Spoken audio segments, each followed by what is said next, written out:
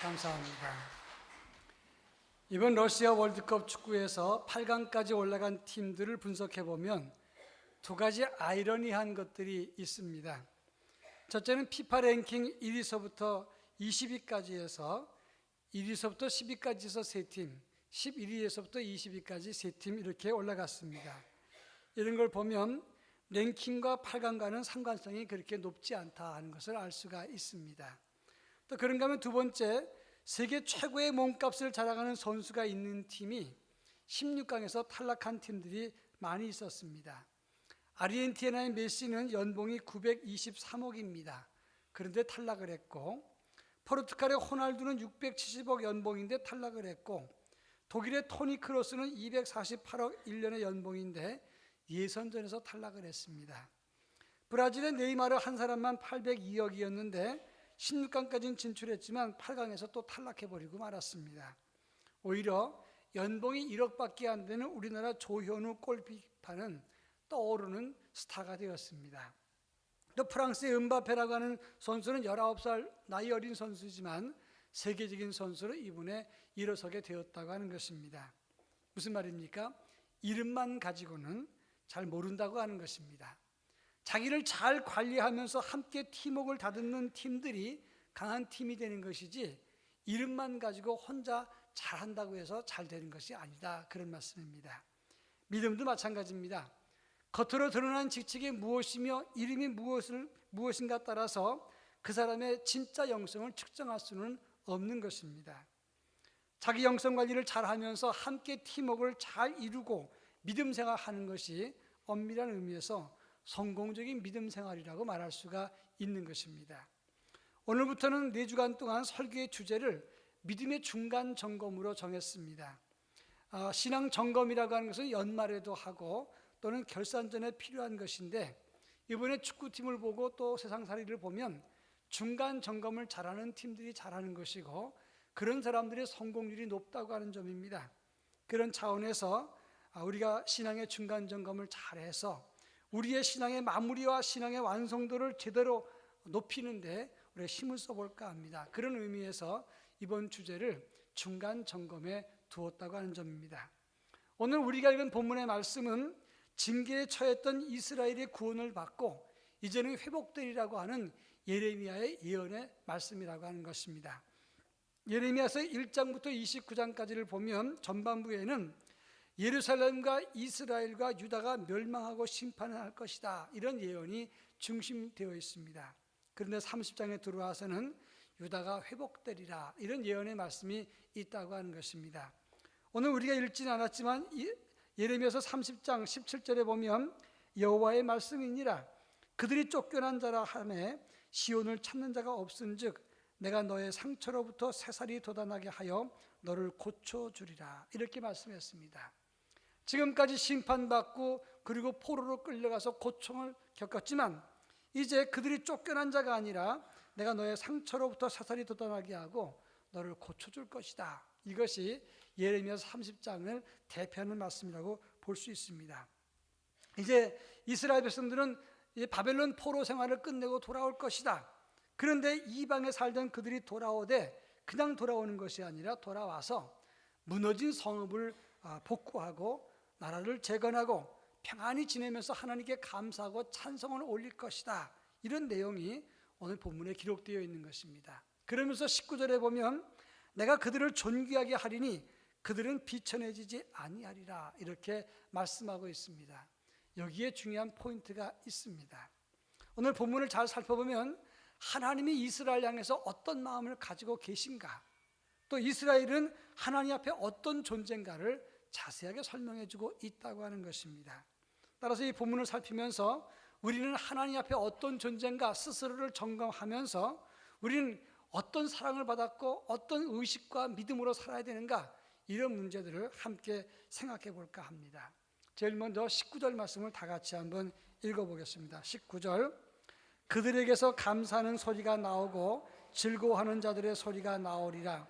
내가 그들을 번성하게 하리니 그들의 수가 줄어들지 아니하겠고 내가 그들을 존귀하게 하리니 그들은 비천하여지지 아니하리라. 오늘 본문에 보면 내가 그들을 존귀하게 하리니 그들은 비천해지지 아니하리라 했습니다. 우리는 어떤 존재입니까? 제일 중요한 것이 우리는 하나님 앞에 존귀한 자라고 했습니다.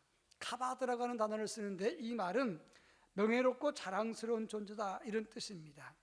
근데 이 카바드라고 하는 단어가 항상 같이 따라오는 단어가 있는데 야카르라고 하는 단어인데 보배롭고라고 하는 단어입니다. 이사야 43장 4절에 보면 내가 내 눈에 보배롭고 존귀하며 내가 너를 사랑하였은즉 내가 내 대신 사람들을 내어주며 백성들이 내 생명을 대신하리니 그랬는데 내가 내 눈에 보배롭고 존귀하다.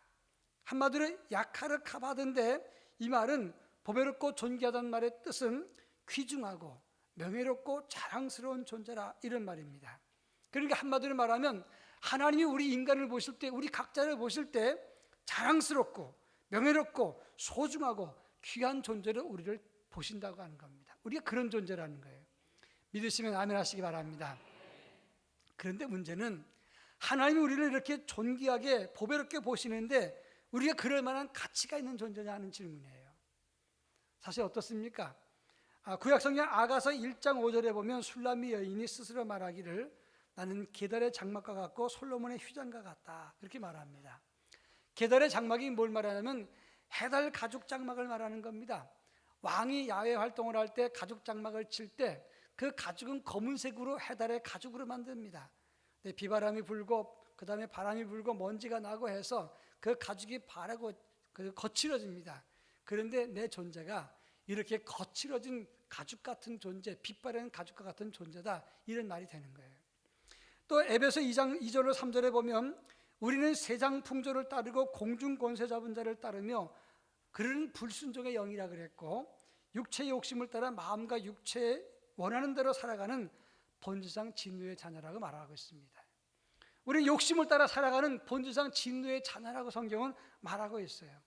오늘 예레미야서를 보면 그들은 타락하고 범죄해서 나라까지 망해버리고 멸망해서 다른 나라에 유배돼서 노예가 되어버렸습니다. 노예로 살아가는 그들이 어떻게 존귀하고 어떻게 예쁘고 자랑스러운 존재가 되겠느냐 하는 말입니다. 그런데 그럴지라도 하나님은 우리를 보배롭고 존귀하게 보셨다는 거예요. 시편 91편 14절에 보면 하나님이 이르시되 그가 나를 사랑한즉 내가 그를 건지리라 그가 내 이름을 안즉 내가 그를 높이리라 그랬는데 여기서 높이리라는 말이 우리를 존귀하게 본다 이런 뜻과 같은 단어라고 하는 거예요. 여기에 중요한 의미가 있어요. 우리가 지금 현실적으로는 포로로 끌려가서 아름답지 못하고 사랑받지 못하고 타락한 존재요 존귀한 존재가 아닐지라도 하나님은 여전히 우리를 보실 때 보배롭고 존귀한 존재로 보신다 이런 말이에요. 이 말을 조금 더 자세하게 설명을 하겠습니다. 얼마 전에 제 친구가 저한테 전화를 했어요. 황 목사 카톡에 보니까 손녀딸 사진으로 도배를 했네 이렇게 얘기를 하는 거예요. 제가 웃었어요. 그런데 사진을 보니까 손녀딸이 정말 예쁘더라.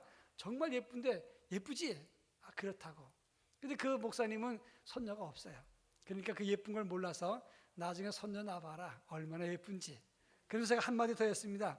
정말 예쁜데 예쁜 짓만 하는 건 아니야 라고 얘기를 했어요. 그렇습니다. 손녀딸이 이제 몇 주 만에 한 번씩 오면 정말 예뻐요. 그래서 어른들이 그런 말 하잖아요. 올 때 반갑고 갈 때 더 반갑다 그러잖아요. 집에 와서 어지러뜨립니다. 고집을 세웁니다. 싸울 때도 있습니다. 이기적일 때가 있어요. 그리고 나서 갈 때는 다 치우고 가는 게 아니라 그냥 벌려놓고 가잖아요. 며칠 전인가 이제 갈 때 제가 또 제 아내랑 같이 마당에 나가서 배웅을 했습니다. 근데 큰 손녀가 이렇게 말했어요. 할아버지 할머니 사랑해요. 그러는데 얼마나 낭낭하고 예쁜지 가슴이 심쿵하는 겁니다. 그래서 제 아내랑 뒤에 들어와서 여보 어쩜 그렇게 예쁘게 말을 할까? 그러게 말해요. 어쩜 그렇게 가슴을 떨리게 심쿵하게 말하는지 모르겠어요. 제가 그랬어요. 참 예쁘다고. 그런데 사랑하지만 사랑받을 짓만 하는 게 아니에요. 그러나 사랑합니다. 이해가 되시겠습니까? 이스라엘을 보겠습니다. 이스라엘이 그렇습니다. 하나님이 이스라엘을 사랑했어요. 그런데 이스라엘이 사랑받을 짓만 한 게 아니에요. 그들이 범죄하고 타락하고 하나님을 거역했기 때문에 심판받고 멸망받았지만 그러나 하나님은 그들을 사랑했습니다. 이게 하나님의 사랑이라는 거예요. 하나님이 우리를 보배롭고 존귀하게 여긴다는 것은 우리가 완벽하게 보배롭고 존귀한 짓만 했기 때문에 우리가 보배로운 존재가 아닌 겁니다.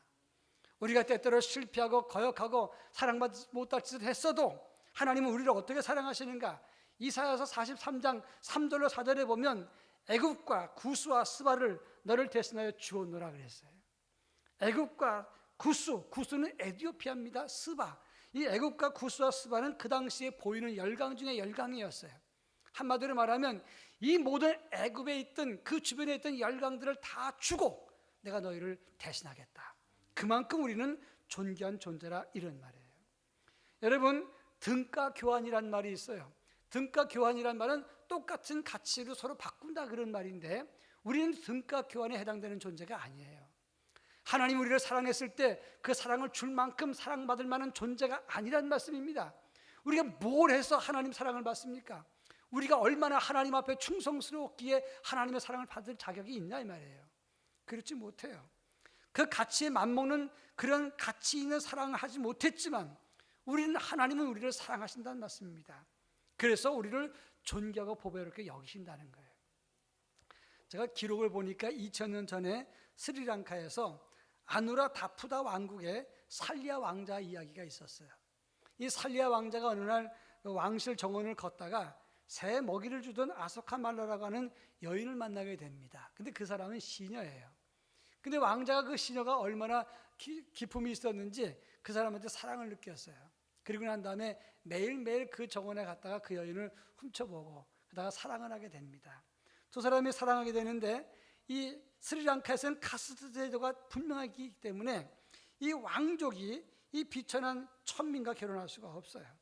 그러니까 이 왕자가 스스로 자기 신분을 포기하고 천민이 돼서 그 시녀와 결혼합니다. 왕권은 삼촌에게 넘겨줍니다.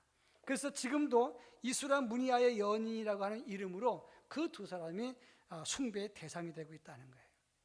우리의 신분이 무엇입니까? 이 비천하고 가치 없는 노예 같은 인생입니다. 그런데 하나님의 아들이 우리를 사랑해서 그 신분을 버리고 이 땅에 오셔서 가지고 있던 물과 피를 다 흘리셔서 그리고 생명까지 버리셔서 우리를 사랑하셨고 우리를 살리셨다고 하는 겁니다. 요한일서 4장 10절에 보면 사랑이 여기 있으니 우리가 하나님을 사랑한 것이 아니요 하나님이 우리를 사랑하사 우리 죄를 속하기 위해서 화목제물로 그 아들을 보내셨습니다 그랬어요. 하나님이 우리를 화목제물로 보내실 만큼 우리를 사랑하셨습니다. 그들의 행위 때문에 우리를 사랑한 것이 아니라 우리의 삶과 우리의 성결과 행위 때문에 우리가 보배롭고 존귀한 것이 아니라 존재 자체가 하나님의 사람이기 때문에 하나님의 사랑이기 때문에 존귀한 것이다, 그런 말입니다. 그런 차원에서 우리가 하나님 앞에 엄청난 사랑을 받은 것이기 때문에 우리는 존귀한 사람이 되는 거예요. 우리는 그만한 가치가 없습니다만은 우리는 하나님의 사랑, 그 크신 하나님의 사랑을 다 받은 사람이기 때문에 우리는 존귀하다, 이 말이에요. 술람미 여인이 가치가 있어서 왕비가 됐습니까? 왕자가 사랑했기 때문에, 왕이 사랑했기 때문에 존귀한 사람이 된 것이죠. 마찬가지로 우리는 어느 자리에 어떤 삶 속에 있어도 우리는 하나님의 사랑을 받은 존귀한 사람이라는 사실을 잊어서는 안 된다고 하는 것입니다. 독일이 분단되었을 때 동독에서 서독으로 도망간 사람이 500만 명 정도 된다고 합니다. 근데 서독에서 동독으로 간 사람은 50만 명이 안 돼요. 그런데 서독 출신에서 호르스트 카스너라고 하는 목사가 육주된 신생아를 데리고 서독에서 동독으로 이주를 했습니다. 그때 카스너는 내가 동독에서 할 일이 있다, 그리고 아이 데리고 신생아 데리고 동독으로 간 겁니다. 그런데 이 카스너 목사는 안겔라라고 하는 딸 아이를 믿음으로 엄격하게 키웠어요. 너는 할 일이 있는 하나님의 선민이다, 너는 하나님의 자녀다, 이걸 심어주고 본을 보이고 이 아이에게 각인을 시켜줬습니다. 이 안겔라는 교육자가 되기를 원했지만 정부에서 허락을 안 해서 할 수 없이 물리학을 전공했습니다. 나중에 독일이 통일됐는데 동독의 경제 사정이나 시장 경제나 민주주의를 이해할 만한 정치인이 없었어요. 그때 이 안겔라가 통일 독일에서 필요한 인물이 되어서 정치인이 됩니다. 그리고 2005년에 독일 최초로 여성 총리요 동독 출신의 총리가 되는 거예요. 이 사람이 누구냐? 앙겔라 메르켈입니다. 지금 유럽연합을 이끌고 있는 사람 아닙니까? 세계적인 인물이에요. 사람들이 물었습니다. 당신이 어떻게 살았습니까? 나는 하나님의 특별한 사랑을 받은 보배로운 존재라는 긍지와 정신으로 살았다가 지금 여기까지 왔다고 얘기를 했어요. 그렇습니다. 우리가 꼭 가지고 있어야 될 자세, 우리가 점검해야 될 신앙 중심이 뭐냐? 우리는 보배롭고 존귀한 존재라는 것을 인식하고 있어야 돼요. 우리 스스로의 가치는 아무것도 아닙니다. 그러나 내가 하나님 사랑 받았던 존귀한 존재인 것을 내 스스로가 나를 존귀하게 여겨야 다른 사람도 나를 존귀하게 여길 수가 있는 거예요. 스스로 나는 하찮은 존재다, 부족한 존재다. 물론 부족하지만 그럼에도 불구하고 하나님의 사랑과 하나님의 관심과 하나님의 존귀함이 우리 안에 있기 때문에 우리는 존귀한 존재인 것을 믿으시기를 바랍니다. 그런가 하면 19절 말씀 다시 한번 읽겠습니다. 19절, 그들에게서 감사하는 소리가 나오고 즐거워하는 자들의 소리가 나오리라. 내가 그들을 번성하게 하리니 그들의 수가 줄어들지 아니하겠고 내가 그들을 존귀하게 하리니 그들은 비천해지지 아니하리라. 오늘 본문에 보면 내가 그들을 번성하게 하리니 그들의 수가 줄어들지 아니하겠다 말씀했습니다. 여기서 번성케 하리니라는 말은 웨이르피팀이라는 단어인데 이 말의 원형은 나바라가는 단어예요. 이 단어는 단순하게 숫자가 번성하고 늘어난다는 뜻을 말하는 게 아닙니다. 이것은 창세기 17장 2절, 22장 17절에 사용된 단어인데 이 단어는 항상 하나님의 약속과 관계된 단어예요. 그러니까 창세기 17장 2절에 보면 내가 내 언약을 나와 너 사이에 두어 너를 크게 번성하게 하리라 하시니, 창세기 22장 17절 내가 내게 큰 복을 주고 내 씨가 크게 번성하여 하늘의 별과 같고 바닷가의 모래와 같게 하리니 내 씨가 그 대적의 성문을 차지하리라. 하나님이 아브라함과 언약을 맺으신 후에 그 약속에 따라서 번성케 한다, 이런 의미가 있어요. 다시 말해서 하나님이 아브라함에게, 하나님의 사람 아브라함에게 약속하면서 번성케 하시는 약속인 것인데 이 약속은 아브라함과 다윗과 예수 그리스도를 통해서 이어진 확실한 은혜라고 하는 거예요. 이사야서 55장 3절에 보면 내가 너희를 위하여 영원한 언약을 맺으리니 곧 다윗에게 허락한 확실한 은혜이니라. 확실한 은혜가 뭡니까? 눈으로 볼 수 있고 피부로 느낄 수 있고 손으로 만질 수 있고 변하지 않는 영원한 하나님의 약속이라는 거예요. 바꿔 말하면 이 말이 얼마나 중요한가?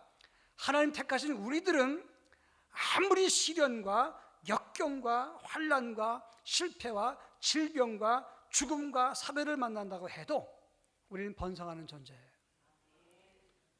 하나님은 우리를 그냥 버려두지 않습니다. 우리를 번성케 하시는 존재라 이 말씀이에요. 그러면 여기서 사람의 수가 줄어들지 않는다 그랬는데 이것은 사람의 수를 말하는 게 아니라 하나님의 주시는 복과 은혜의 수가 줄어들지 않는다는 걸 말하는 거예요. 그러면 어떤 사람이 이렇게 말할 수 있습니다. 목사님, 지금 내가 망했는데, 그래서 지금 재산이 이거 뭐고 다 날아갔는데 다 줄어들고 아무것도 없는데 뭐가 번성하고 뭐가 줄지 않습니까? 내가 지금 아파서 지금 병원에 가서 체력이 떨어지고 그 다음에 지금 재산도 없어지고 삶의 수완도 점점 줄어들고 있는데 내가 뭐가 늘어났고 번성한 것입니까? 난 지금 병들었는데 뭐가 있습니까? 아무것도 없는데. 여러분, 하나님이 주신 복이 없는 게 아니라 그 수를 모르거나 보지 못하기 때문에 못 느끼는 것이지 하나님의 숫자는 줄지 않아요. 제가 설명을 다시 합니다. 지난 수요일 날 우리 교회 김병철 안수집사님, 이신희 권사님 남편 되신 그 가정에 신방을 했어요. 그분이 얼마 전에 아프셨다 그래서 권사님들과 우리 교역자들과 같이 신방을 갔습니다. 근데 얼마 전에 갑자기 간성 혼수가 오셔서 위독해서 의식이 없었대요. 그래서 중환자실로 가고 막 그랬는데 그때 아드님이 의사 아닙니까? 아버지 준비하셔야 된다 그랬어요. 아주 위독했어요. 그런데 다행스럽게 하나님이 은혜 줘서 회복이 됐는데 그때 가서 같이 예배를 드리는데 얼굴이 이렇게 됐어요. 육식을 하면 다시 간성 혼수가 생긴다니까 채식만 하면서 조금 드시고 다 배설을 해야 되니까 말랐어요. 너무 말랐어요. 제가 너무 당황스러웠어요. 제가 5년 전에 뇌출혈 때 생각이 났어요. 3주 만에 10kg가 빠졌지 않습니까? 저도. 근데 너무 이렇게 헐쭉하니까 너무 안 돼 보였어요. 그런데 김병철 집사님이 이런 말씀하시는 거예요. 그런데 예수님께서 오셔서 네가 낫고자 하느냐 물으셨다는 거예요. 너무너무 힘들고 치료가 안 된다 그러니까 하나님 차라리 저를 데려가십시오 이렇게 기도했었대요. 그래서 주님이 오셔서 네가 낫고자 하느냐 이틀간 연속 나타나셔서 물으시니까 예, 제가 낫고자 원합니다. 그랬다는 거예요. 근데 조금씩 회복돼 갖고 그날 예배를 같이 드리고, 또 그동안 신방감성금이나 11조 못 냈던 거 준비해 갖고 드리면서 간절하게 함께 예배를 드렸어요. 돌아오면서 얼마나 힘들었을까, 지쳤을까, 고달팠을까. 개인적으로 보면 체력도 떨어졌습니다. 줄어들었어요. 병도 점점 깊어지는 것 같은 느낌이니까 돈도 나갔고 다 줄었어요. 그런데 안 준 게 있잖아요. 하나님이 그 숫자를 번성케 하시고 그 숫자를 줄어들지 않게 하신다고 말씀하시지 않습니까? 주님 만났잖아요. 일생 주님 만나서 이렇게 그런 체험을 가지는 기회가 얼마나 됩니까? 저도 그때 쓰러졌을 때 다 잃은 것처럼 아무것도 없었지만 주님 찾아오시고 저를 붙잡고 우셨잖아요. 그 경험이 저를 살렸고 저를 새롭게 만들었잖아요. 기억하십시오. 우리가 지금 지치고 힘들고 실패해도 하나님의 약속은 변하지 않습니다. 하나님의 번성과 하나님의 수는 변하지 않게 번창하는 것으로 나타난다고 하는 사실을 기억하십시오. 겉으로는 쇠약해질 수 있습니다. 가진 것이 줄어들 수 있습니다. 지치고 고독할 수 있습니다. 가까운 사랑하는 사람이 떠날 수도 있습니다. 그러나 하나님의 약속은 변하지 않습니다. 우리를 번성케 하신다는 약속, 하나님의 풍성한 하나님의 은혜의 약속, 그 숫자가 날마다 늘어난다는 약속은 변하지 않는 것입니다. 그래서 가장 고통스러운 순간이 스파클링 모멘트, 빛나는 순간으로 바뀔 수 있지 않습니까? 그렇게 체험을 하고 살지 않습니까? 그래서 위기의 순간 다 절망하고 다 망하는 거 아니지 않습니까? 부모가 돌아가신 아이들이 더 잘 될 수 있어요. 사업이 실패한 사람이 더 성숙할 수 있습니다. 그리고 시련을 만난 사람이 더 충분하게, 더 훌륭하게 인격적인 성숙을 가질 수도 있는 겁니다. 그러니까 시련과 역경은 우리를 마이너스로 만들지만 은혜는 플러스가 된다는 겁니다. 그래서 하나님은 우리를 번성케 하신다는 거예요. 어떤 사람이 양 어깨에 지게를 쥐고 물을 날랐습니다. 오른쪽 항아리는 괜찮은데 오른쪽 항아리는 괜찮은데 왼쪽 항아리가 금이 갔어요. 그래서 이제 우물을 다 채우고 난 다음에 집에 가면 이 금간 항아리에서 물이 새가지고 이렇게 물이 떨어졌습니다. 집에 가면 이쪽 항아리가 절반밖에 안 되는 겁니다. 그래서 물을 붓고 나서 다시 또 가서 물을 또 오니까 이 항아리가 주인에게 죄송해서 이런 말을 합니다. 주인님, 나 같은 것 때문에 2번이나 계속해서 우물에 가시니까 나같이 금간 항아리는 버리고 새 거 사다가 쓰세요. 주인이 말을 합니다. 나도 알지만 너를 버리지는 않는다. 왜요? 지나간 길을 봐라. 오른쪽 항아리는 새지 않으니까 물이 안 떨어졌지만 왼쪽 항아리는 새니까 그 간 길마다 물이 흘러서 흘러나온 물 때문에 오른쪽에 풀이 나고 풀이 없지만 왼쪽엔 풀이 나고 꽃들이 무성하지 않느냐? 너는 금이 같지만 너 때문에 다른 생명이 살지 않느냐? 금이 가도 쓸 때가 있다 그랬어요. 우리가 인생의 시련을 만나면 그러면 그 쓰라린 아픔 때문에 누군가를 위로할 수 있습니다. 역경을 만나더라도 그건 실패나 절망이 아닙니다. 누군가에게 플러스 삶을 줄 수가 있는 거예요. 그래서 하나님은 금간 우리 같은 인생도 사랑하시는 것이다, 그런 말입니다. 그런 차원에서 지금 당장 실패하고 가진 것이 없고 병들고 늙고 힘이 없어도 하나님의 번성케 하시는 약속은 여전히 존재하는 것입니다. 이 사실을 믿으시고 시련과 역경 속에서 하나님 붙잡고 일어서는 하나님의 거룩한 백성이 되기를 축원합니다. 마지막 21절과 22절 말씀을 다 같이 읽겠습니다. 21절 제가 읽습니다. 그 영도자는 그들 중에서 나올 것이요 그 통치자도 그들 중에서 나오리라. 내가 그를 가까이 오게 하리니 그가 내게 가까이 오리라. 참으로 담대한 마음으로 내게 가까이 올 자가 누구냐? 여호와의 말씀이니라. 너희는 내 백성이 되고 나는 너희들의 하나님이 되리라. 아멘. 21절 말씀은 여기서 영도자 통치자가 나온다 그랬는데 이 말은 메시아를 너희에게 보낸다, 이런 약속의 말씀이 되는 것이고, 22절에 보면 너희는 내 백성이 되고 나는 너희들의 하나님이 되리라. 나는, 이 말은 아노키라는 단어인데 주어를 강조하는 인칭대명사입니다. 근데 이 말은 아주 중요한 말인데 여기서 처음 사용된 게 아니에요. 이 용례를 보면 출애굽기 6장 7절에 보면 너희를 내 백성으로 삼고 나는 너희의 하나님이 되리니 나는 애굽 사람의 무거운 짐 밑에서 너희를 빼내며 그들의 노역에서 너희를 건지며 편팔과 여러 큰 심판들로서 너희를 속량하여 이렇게 기록했어요. 그러니까 나는 너희의 하나님이고 너희는 내 백성이라는 말은 출애굽기에 이미 나왔어요. 근데 그 말이 어떻게 나왔느냐?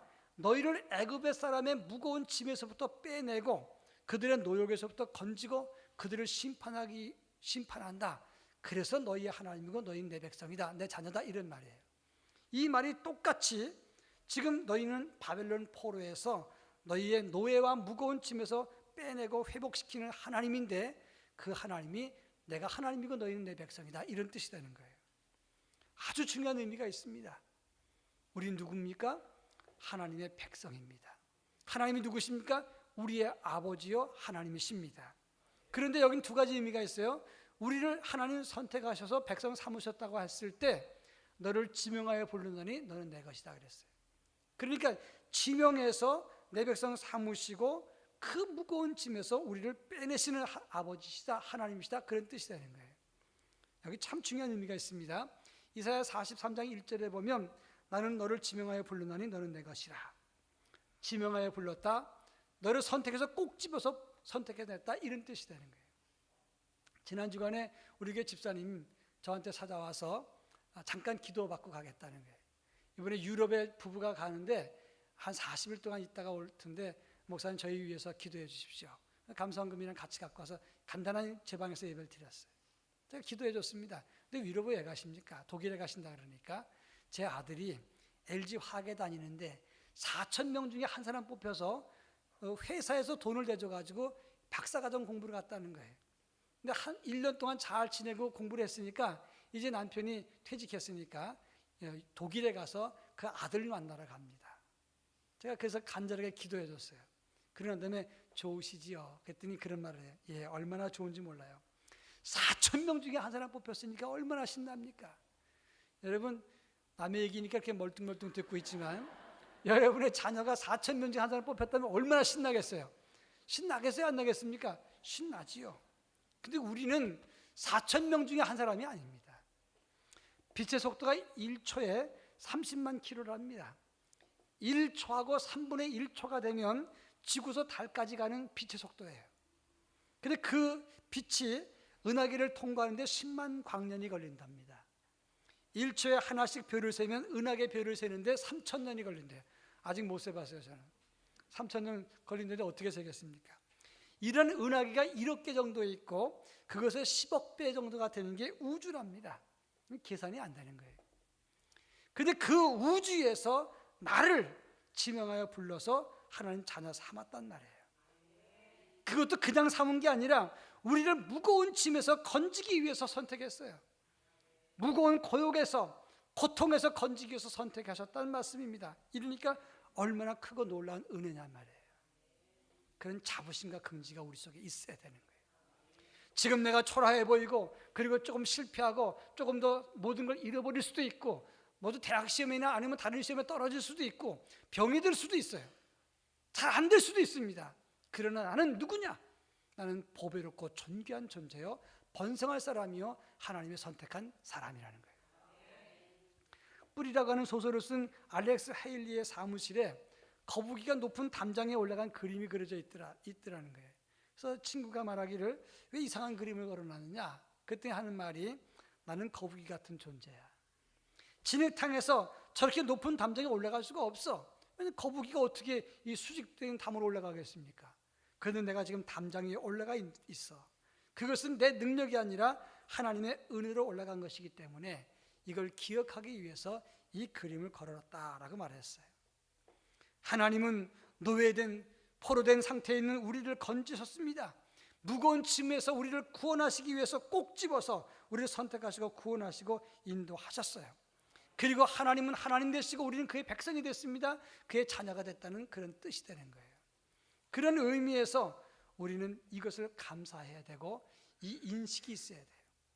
나는 어디에 놓이든지 어떤 곳에 살든지 나는 존귀한 자다, 번성할 사람이다, 하나님의 자녀라고 하는 긍지와 자부심으로 그것을 체크하면서 살아가는 당당함과 자신감이 있어야 되는 거예요. 내 자신이 스스로 하나님의 존귀한 자라는 걸 생각하지 못하면서 누가 나를 사랑하겠어요? 누가 나를 존귀히 여기겠습니까? 동시에 우리 각자가 다 하나님의 앞에 존귀한 존재인 것을 기억하고 상대방을 대해야 되는 거예요. 설경국의 복음성가에 이런 말이 있습니다. 감사해요. 깨닫지 못했었는데 내가 얼마나 소중한 존재라는 걸, 태초부터 지금까지 하나님의 사랑은 항상 날 향하고 있었다는 걸. 그렇습니다. 태초부터 지금까지 하나님의 사랑은 여러분에게, 우리 각자 나 자신에게 임하고 있는 겁니다. 이 사랑 붙잡고 믿음으로 일어서는 하나님의 거룩한 백성이 되기를 주의 이름으로 축원합니다. 사랑 많으신 하나님 아버지, 우리의 현실은 초라하고 실패하고 절망하고 좌절하고 늘 비교하면서 상대적으로 위축되어 있습니다. 그러나 우리가 하나님 앞에 존귀한 존재인 것을 기억하고 당당하고 자신감 있고 자긍심 갖는 하나님의 거룩한 자녀로 살아갈 수 있도록 저희들에게 은혜를 더하여 주시옵소서. 이와 같은 믿음을 날마다 새롭게 해서 하나님 보실 때 가장 아름다운 사람 그대로의 모습으로 이 땅에 살아갈 수 있도록 은혜를 더하여 주시옵소서. 예수님의 이름으로 간절히 기도합니다. 아멘.